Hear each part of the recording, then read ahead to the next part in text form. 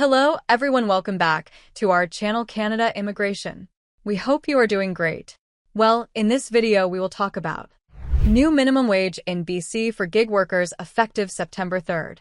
Workers in app-based ride-hailing and food delivery services across British Columbia are about to see significant improvements in their working conditions, thanks to new regulations that will come into effect on September 3rd.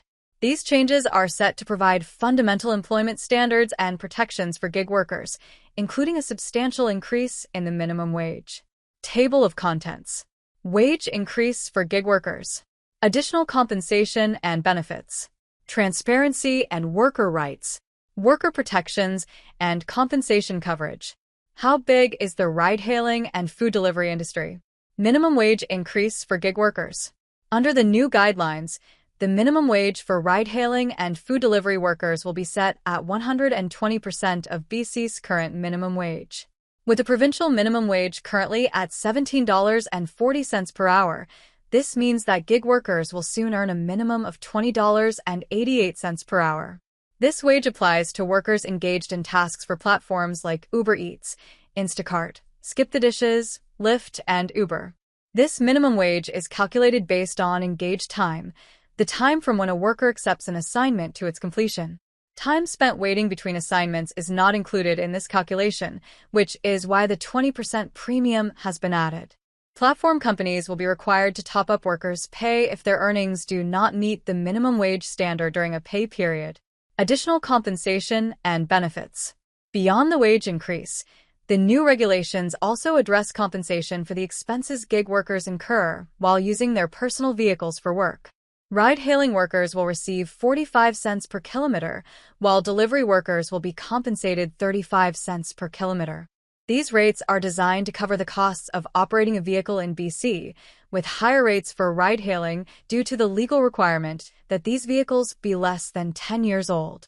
Moreover, the regulations introduce protections for workers' tips, prohibiting platform companies from withholding or making deductions from them. Transparency and worker rights.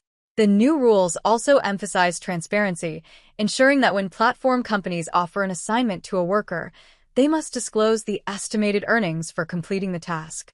Additionally, workers will receive detailed wage statements every pay period to verify their pay. For the first time, gig workers will also have destination transparency.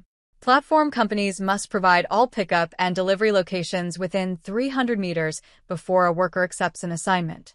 Once accepted, the final destination must also be disclosed, allowing workers to evaluate the safety and desirability of the job. Worker protections and compensation coverage. In terms of job security, the new regulations require platform companies to inform workers in writing of the reasons for any suspension or termination. Companies can no longer suspend workers indefinitely and must either reinstate them or terminate their accounts within 14 days. Workers who are terminated without just cause are entitled to written notice or compensation for the length of service. Lastly, the regulations ensure that workers' compensation coverage from WorkSafe BC will extend to ride-hailing and delivery workers. This means workers will be eligible for compensation benefits, including vocational rehabilitation services, for any work-related injuries. How big is the ride-hailing and food delivery industry? The app-based gig economy in British Columbia is substantial, particularly in the ride-hailing and food delivery sectors. Workers who transport food or other goods via apps that connect consumer orders with delivery couriers are classified as app-based food delivery workers. Government estimates suggest that there are currently around 11,000 ride-hailing drivers and 27,000 food delivery workers actively operating in the province. British Columbia is home to 21 authorized ride-hailing companies, including global giants like Uber and Lyft, as well as locally owned businesses such as Coastal Rides and Whistle.